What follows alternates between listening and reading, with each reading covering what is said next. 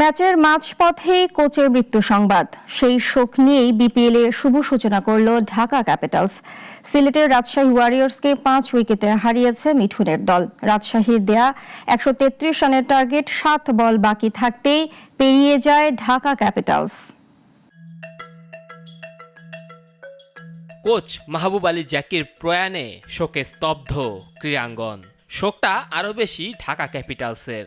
ম্যাচের মাঝেই নিজেদের সহকারী কোচের প্রয়াণের খবর শুনতে হয়েছে মিঠুন সাব্বিরদের। সেই শোক নিয়েই লো স্কোরিং ম্যাচে রাজশাহীকে হারিয়ে দিয়েছে ঢাকা। বিপিএল এর প্রথম দিনে নিজেদের প্রথম ম্যাচে 190 রান চেজ করে জিতেছিল রাজশাহী।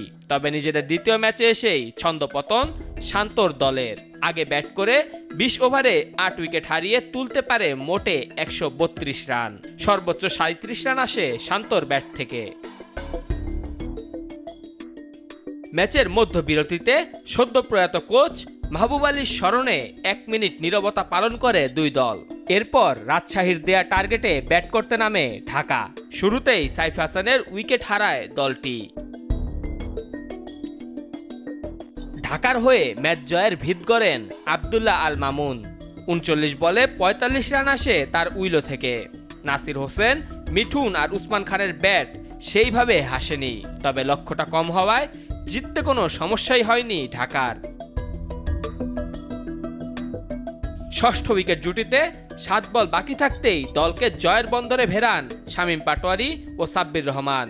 শামীম 17 আর 10 বলে 21 রানের ক্যামিও ইনিংস আসে সাব্বিরের উইলো থেকে। মেহেদী হাসান মুন্না, নাগরিক।